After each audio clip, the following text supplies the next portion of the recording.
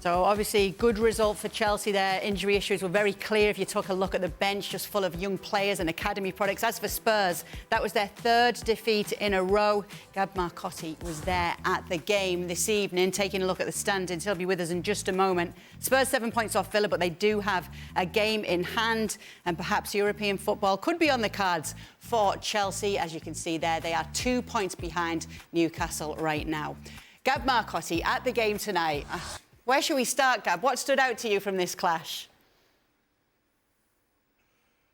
Well, obviously, all the absentees meant the options were pretty limited.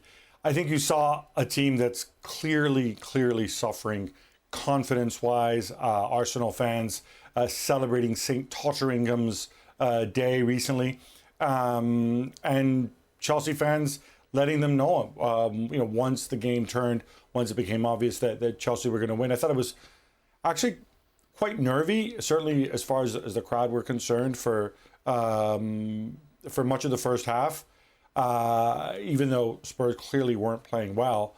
But then obviously Nico Jackson with that great leap, making it 2-0, and from then on, there was there's a pretty fierce rivalry here, especially Chelsea towards Spurs, and they let the visiting fans know it.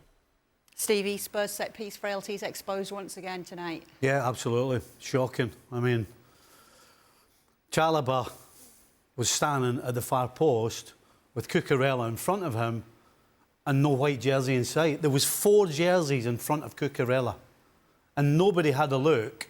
I mean, it's one thing when you're setting up to defend a set-piece, but there has to be some leeway for, if you see something that has to be done, then you have the option to make that decision on the field. Because when you write things up on the chalkboard or whatever it is you use, it doesn't work that way. This game flows and ebbs all the time. And so at this level, you have to be able to, as a defender particularly, when you spot a situation, you have to change something. Nobody in Spurs did anything. Chalobah was free at the back post and he stuck it in the back of the net. I mean, it's just downright bad defending, but it's a fantastic header. Postecoglou was obviously, as we saw, animated on the touchline. He was animated afterwards in the mix zone, a bit chippy with some of the questions that were put to him, particularly about the set pieces. He did want to state and reiterate that he'd actually said they're not a priority, rather than everybody making it more than it was, he said. Well, listen, on the one hand, I do understand what Postecoglou is saying, and while set pieces again cost them, listen, the second set piece is just one of those things. Incredibly struck free kick from Palmer, and then only 3 players react. 2 Spurs and one Chelsea, and Nico Jackson, the 2 Spurs players, Højbjerg and Son, get in each other's way. That's totally separate from the broader discussion around set pieces with Spurs, which we saw over the weekend. We saw again tonight. And while I'm sympathising with Postecoglou in that set pieces isn't their biggest issue, especially when I can't remember Spurs having a decent chance on goal in all game long. So Postecoglou has clearly shown that he's a front-foot manager, that he wants to shape this team to attack other teams, and he's more interested in how we hurt the opponent than how maybe they hurt us. That's all well and good, and he has a lot of work to do there on tonight's evidence. But at the same time, as I said a couple of nights ago, you've got to be able to walk and chew gum at the same time. You cannot just play or think about how you hurt the opponent while how you're conceding goals is as soft as it is. And working on set pieces doesn't take that much in terms of time on the training ground, in terms of how long it takes for your team to get the gist of what's being asked of them. You scout the opponent, you see what they do, you know what their strengths are, and you put players in spaces to match and ask them to stick to their responsibilities. That's the simplest version of it.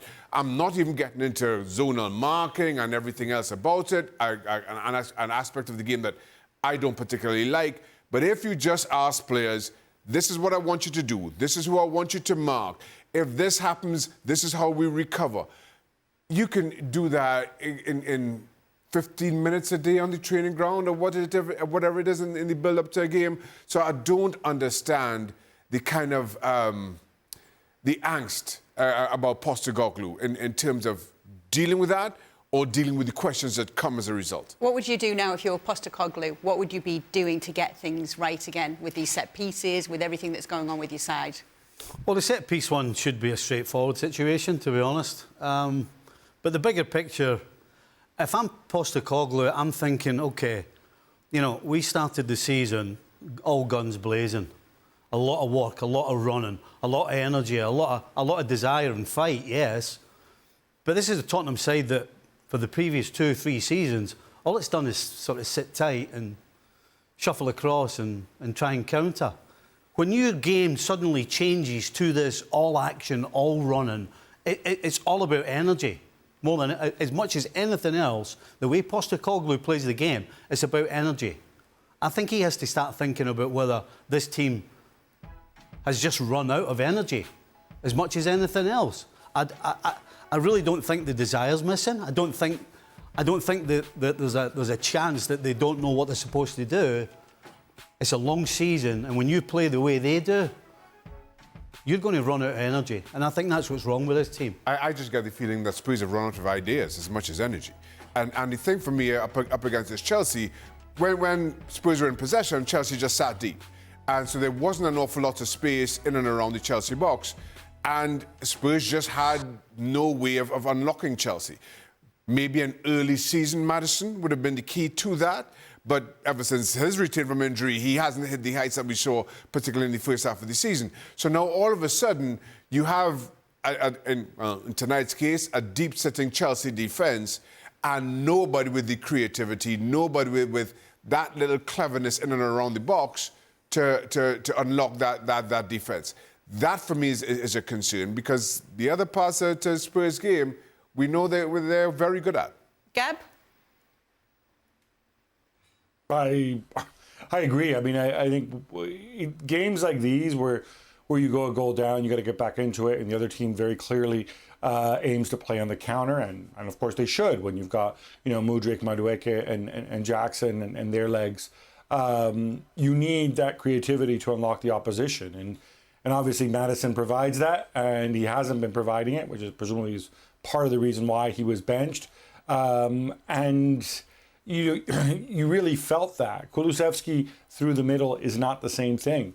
I think even somebody like Timo Werner, who, you know, we can giggle about his finishing, but, you know, can run at players and cause something, and sometimes with quality as well, compared to, say, Brennan Johnson, who generally just runs in straight lines, albeit he does so very, very quickly. You know, a lot of these things are missing. And it's interesting because I think this applies to set pieces too. Postecoglou is very big on giving the players responsibility for looking after each other, for being brave, for sort of spotting when your teammate makes a run forward, you cover that space. It goes out the window on the set pieces. But I think also we saw this tonight on some defensive situations. And I do think this team looks really, really tired. And when you consider they didn't have European football to contend with, that's got to be disappointing as well. Stevie, when you look at these Chelsea players, how do you actually rate them? Because it is hard to judge them, because sometimes we see them playing very well and sometimes we don't. I think right now you've got to judge them on what you see and what they do on the field in any particular game, because we know that they're inconsistent. And today you have to give them credit for defending with their lives, basically. You know, they stopped. I think one chance Brennan Johnson had at the far post where he completely made a mess of it. That's it. You've got to put that down to Chelsea defending as well as Tottenham not being sharp. So, yeah, I think you've got to give credit to Chelsea. I thought the first half they were by far the better side, got the goal. And it's about you know, a lot of the time when you're on top, you have to take your opportunities. And pretty much Chelsea did that. And Tottenham didn't have any answer for it. So I think you've got to praise Chelsea for the way they defended. And you've got to look at Tottenham and ask, as Gab, I think, agreed with me, why they've run out of juice. Chelsea, praise for them tonight, Shaka, from you? Defensively, absolutely, yes. And once they got that opening goal and were able to use the pace that they have, and again, once you kind of recognise that Spurs don't have what it takes to break it down defensively, the game then becomes very easy from there on in. Listen, we've seen Chelsea be as frustrating as, and I'm using as kind of word as I can, as any team in this league in terms of who they put out, the cost of their squad, and some of the inconsistencies around it. But on tonight's performance, they got everything right in terms of sitting deep on the break. I have to say, Mudryk continues to be well. If you're a Chelsea fan, frustrating. If you're a total neutral, kind of amusing in all honesty. In very quick and able to stretch defenses. But then once he gets around that box, there is just this. You have no idea what you're going to get out of him. But he's unsettling, and at the very least, he did that for Spurs. So things kind of fell into place for Chelsea on the day. Actually, Madueke's a bit the same on the other side. If the two of them can figure it out in that final third, then they'll be absolute dynamite. Because every time they get it, they make you sit up. Especially Mudryk. He makes you sit up because you're not quite sure. And Madueke's beginning to do that. He makes you sit up a little bit. If the two of them can start putting something on the end of all that, then they will be a handful. As you mentioned Madueke, I thought he and Emerson Royal had a great battle running. And for some of the criticisms, at least going back, and again, that one-on-one, you know, that responsibility, I'm responsible for you, I know you're going to be responsible for me. I think players sometimes thrive in those conditions. And defensively, I thought that was a really good battle between the two and enjoyable to watch. Gab, what were you laughing at? No. We were talking about Mudryk. It's not just his runs. He had one tremendous cross-field ball, very, very impressive. But then he has these runs where he runs into blind alley or loses the ball or slices it into the third tier. I